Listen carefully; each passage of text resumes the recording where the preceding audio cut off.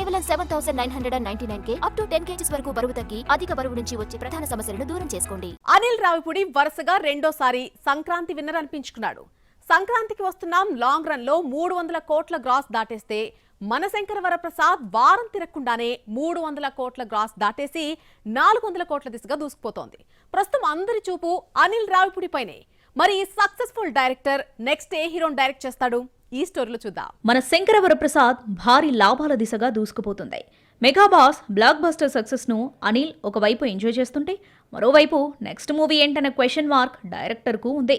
ఇంతవరకు ప్రకటించకపోవడంతో రకరకాల కథనాలు పుట్టుకొస్తున్నాయి.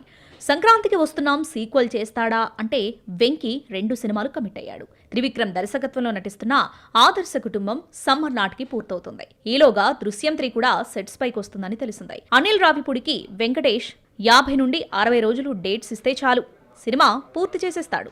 ఇంకో నెల రోజుల పాటు సంక్రాంతికి హిట్ను ఎంజాయ్ చేసి ఆ తర్వాత నెక్స్ట్ మూవీ కథపై కూర్చుంటాడు. ఒకవేళ తీసేది సంక్రాంతికి వస్తున్నాం సీక్వెల్ అయితే జూన్ జూలై నుంచి వెంకీ డేట్స్ ఇస్తే చాలు. 2027 సంక్రాంతికి రిలీజ్కు రెడీ అంటాడు అనిల్. సంక్రాంతికి వస్తున్నాం మనశంకర వరప్రసాద్ గారు తర్వాత వెంటనే వెంకీతో వద్దని అనిల్ అనుకుంటే మాత్రం మరో హీరోని చూసుకోవాలి. భగవంత్ కేసరి సరిలేరు నీకెవరు తర్వాత అనిల్ వర్క్ చేయడానికి Balayya Mahesh already green signal ఇచ్చారు. అయితే ఈ ఇద్దరు ప్రస్తుతం బిజీ. వారణాసి పూర్తయ్యే వరకు మహేష్ పక్కకు కూడా చూడలేడు. గోపీచంద్ మలినేని మూవీ పూర్తయితే గానీ బాలయ్య మరో మూవీ ఓకే చేయలేడు. ముగ్గురు సీనియర్స్ చిరంజీవి, బాలయ్య, వెంకటేష్ కి హిట్స్ కొట్టిన అనిల్ నాగార్జునతో వర్క్ చేయాలని అక్కినేని అభిమానులు ఎదురుచూస్తున్నాడు. కుదిరితే చేయడానికి తాను సిద్ధమేనని చాలా ఇంటర్వ్యూస్ లో అనిల్ చెప్పాడు కూడా.